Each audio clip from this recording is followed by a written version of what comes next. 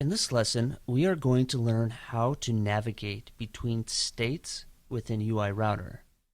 In the previous lesson, we learned how to use state parameters to pass information from one state to another. And now we are going to complete the loop by learning how to navigate between states while passing in relevant information. Within UI Router, there are three main ways to activate a state. We have already seen one way to activate a state in the previous lesson by navigating directly to the URL associated with the state. So for instance, if we go here, you can see that design is being passed into the state, or we can go development. And so this is one way to navigate from state to state, is by going to the URL directly associated with that state. The two other ways to activate a state is by calling state.go on the state service, or via a click on a link containing the UI sref directive. I'm going to show you how to do both, but let's start with the state service first. We'll hop into the start.js file here and inject the state service into our main controller.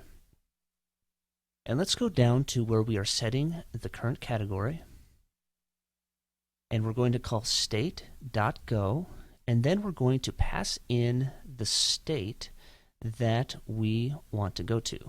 So in this case, we're going to go to eggly, categories, bookmarks, and then as a second parameter, we are going to send in an object map of the state params that we want to send in.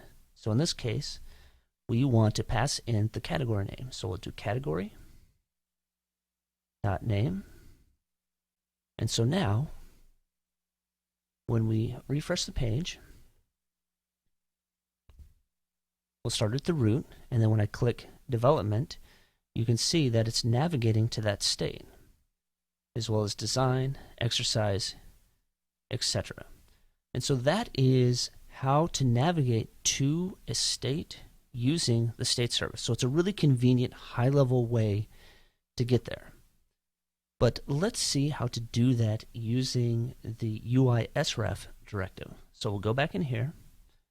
So I will comment this out. I'm just going to copy the state name here so I do not have to retype it. Let's go into the categories template.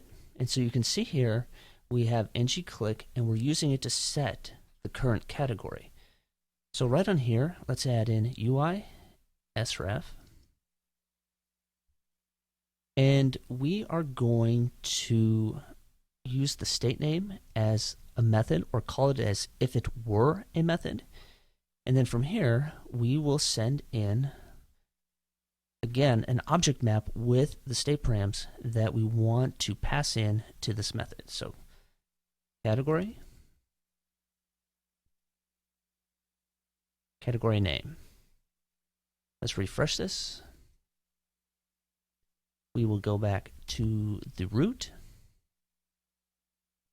and you can see the exact same thing is happening, but now we're doing it via a click event on the link using the UI sref directive. So let's do a quick review. Using the UI sref directive, we pass in the state as a method, and then an object map with the state parameters that we need to pass to that state.